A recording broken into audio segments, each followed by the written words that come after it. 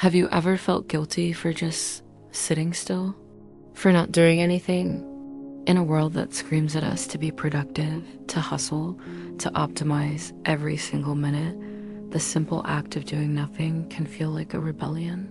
We're constantly told that our value is tied to our output, our achievements, our busyness. But what if that's a myth? What if the most productive thing you can do today is absolutely nothing at all? Welcome to Soft Reset.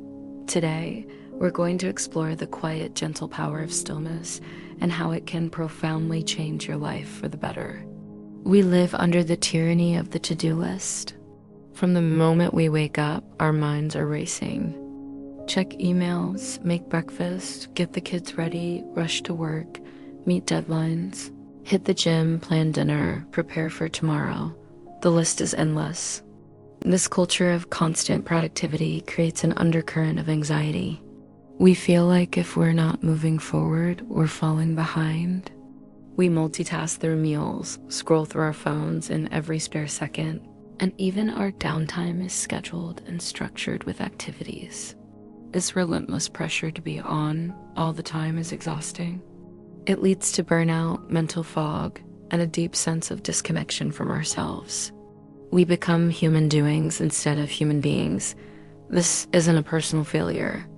It's a cultural one.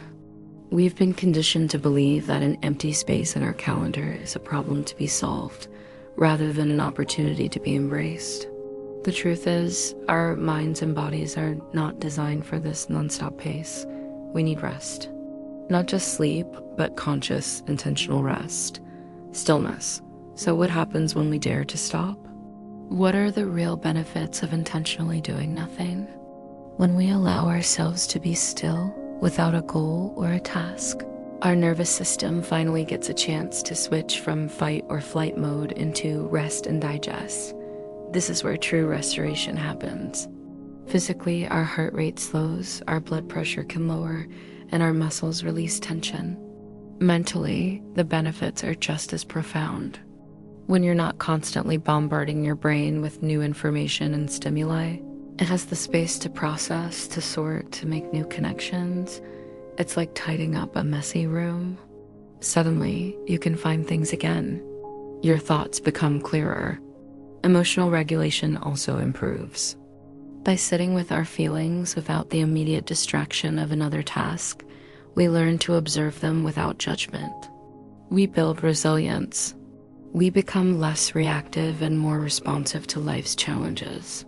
This practice of stillness is a gift of deep self-compassion. It's telling yourself that you are worthy of rest, that you are enough, even when you are not producing. Now, I can hear you thinking, this sounds lovely, but my life is chaotic. How can I possibly find time to do nothing? This is a common and valid concern. The key is to start small and redefine what doing nothing looks like. It doesn't mean you have to book a week-long silent retreat. It can be woven into the fabric of your busiest days. It's about finding the gaps. For instance, when you're waiting for your coffee to brew, instead of grabbing your phone, just stand there. Feel the warmth of the mug. Notice the aroma. Watch the steam rise. That's it. That's a moment of doing nothing. You could try sitting in your car for just 2 minutes in silence after you park, before you go into your home or office. No radio, no podcasts, just you and your breath. Or find a comfortable chair and simply gaze out the window for 5 minutes. Don't try to think about anything specific. Just watch the clouds, the trees, the people passing by. Let your mind wander where it will. These small pockets of stillness are like little sips of water for a thirsty soul. They accumulate, and over time, they create a reservoir of calm within you. What's one small 5-minute window in your day that you could claim for stillness? Just think about that for a moment. Perhaps one of the most surprising benefits of doing nothing is what emerges from the silence: creativity and clarity. Our best ideas rarely come when we're forcing them, staring at a blank screen under pressure. They often appear in the shower, on a quiet walk, or while we're drifting off to sleep. Why? Because these are moments when our prefrontal cortex, the taskmaster of our brain, finally relaxes its grip. When we're not actively trying to solve a problem, our subconscious mind is free to play, to connect disparate ideas, and to offer up novel solutions. Doing nothing creates the fertile void from which inspiration is born. It's in the quiet spaces between the notes that music finds its beauty. Similarly, it's in the quiet spaces of our day that we find our own inner rhythm. It's where we can finally hear that quiet inner voice, our intuition, which is so often drowned out by the noise of daily life. This is where we gain clarity on what truly matters to us, what we want, and who we are, away from the expectations of the world.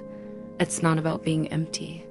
It's about becoming receptive to what truly fills us up. So I invite you to try it. Give yourself permission to do nothing. Schedule it into your calendar if you have to. A 10-minute appointment with yourself with no agenda other than to just be. Notice the resistance that comes up, the guilt, the restlessness, the urge to be productive. Acknowledge it and then gently let it go. See this practice not as a waste of time, but as a vital investment in your well-being, your creativity, and your sanity. Reclaim stillness as a fundamental human need, as essential as air and water. Start to see the empty spaces in your day not as voids to be filled, but as sacred sanctuaries for your mind and soul. You might be surprised at the quiet power you uncover when you finally allow yourself to just be. Thank you for spending this quiet time with me today at Soft Reset. If this message resonated with you, please consider subscribing and joining our community. We're all learning to navigate this noisy world together. Take care and be gentle with yourself.